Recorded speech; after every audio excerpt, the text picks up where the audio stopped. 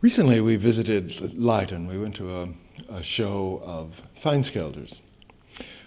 It struck me when I was looking at some of these paintings that it reminded me of an artist that you represent. I'm jealous. And it occurred to me that there seems to be a connection between these very highly valued painters of the 17th century and the contemporary valuation of some of the painters that you represent in your Gallery of Realism here, and particularly this man, Theo Dvořák. Could you tell us a little about his painting and what the techniques are behind it and why it looks so beautiful? Well, I have not the pretension to compare him with the Leidse Feinschilders. Also, I have the conviction that he is at least at the same level. Let's be somewhat moderate. But on Dvořák, on his paintings, Dvořák is you could say, on a friendly way involved with the never-ending trial of mankind to improve his life by innovation, inventions, progress. And it's true, some of the results brought us some good things, some kind of progress, but mostly always, in fact almost always, the side effects, the negative side effects, there are always negative side effects, came out to be the main thing. And once they were there, they are there, they cannot be removed. Like the car, we cannot miss it, but do you realize how many people are killed by cars? That's unbelievable. And that's, for instance, often symbolized by the spheres, the round spheres. They apparently are made of a kind of metal, are apparently pretty invulnerable. That symbolizes the fact that you cannot remove what is called an invention once it's in function. You cannot attack these spheres. You cannot destroy it. They are there. They are continuing doing what was initiated by mankind itself, but now they are. It's as if they are doing it themselves. Much like the Feinschilders, there was a certain moral commentary within their paintings. I mean, they often reflected on society, what people were to believe. In many ways, it seems that Dvořák also has a kind of, at least a rendering of his insight into how society works. Well, yes, but of course there is a lot of comments in his paintings on society. But he is not a man to present himself as a moral Don Quixote, and he has several ways to how do you say that, to equalize these effects. For instance, by saying old buildings, don't touch them. The decay is a process of enormous beauty. That's what he is painting, among other things. So that neutralizes more or less the moral message that's inside the painting. Of course, it's there. Well, I just explained it. But that's not the whole story of Dvořák. He also likes the process of decay. So, and that's kind of real beauty. I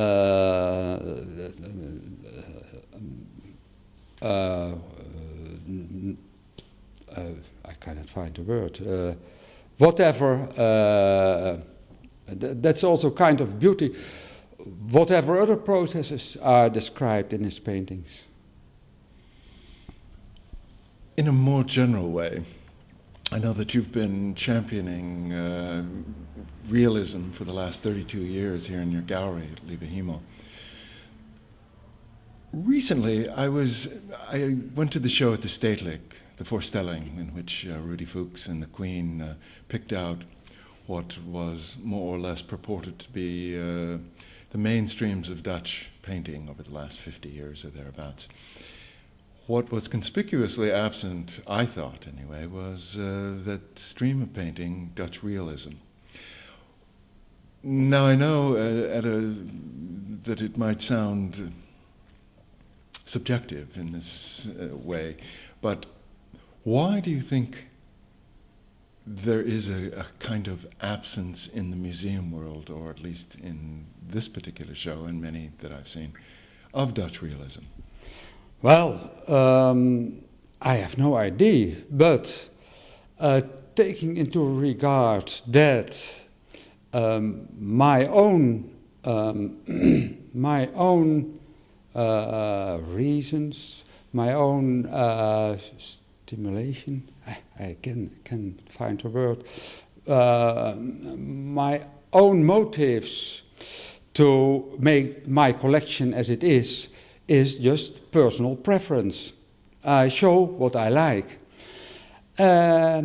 It's not impossible that the same process happened in the Stedelijk Museum during the last decades. So there's nothing wrong with that. They simply did, if they didn't like and still don't like realism, well, then they don't buy it and don't show it. If they miss something, that's another story, of course, but that's something for later, for art historians. Why could that happen? And I think it's too early to try to explain, especially me in this position. They will accuse me of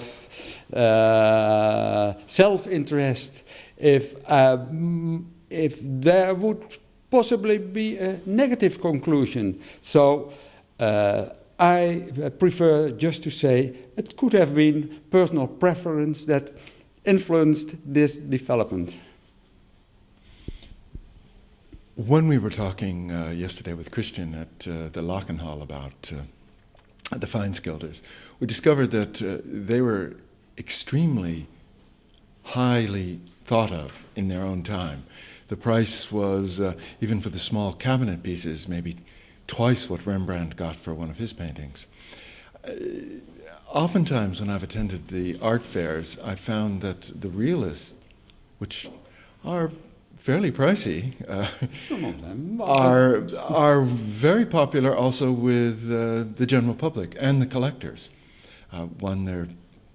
Why do you think there's a big difference between the taste of a collector and the general public and that of the official, let's say, museum world?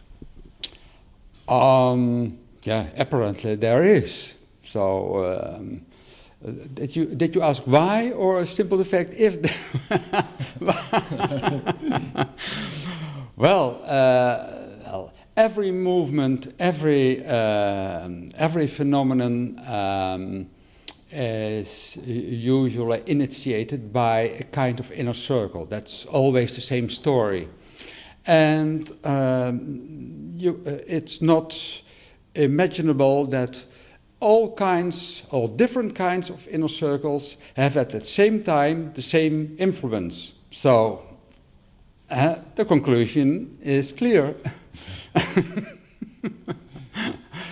There might come a time that there's a museum director of the Stedelijk Museum who hates conceptual art, whatever it is, nothing bad about that, who hates installations and loves kinds of realism. Maybe he hates also still lifes, but likes the themes, landscapes, whatever. It's not impossible, I guess.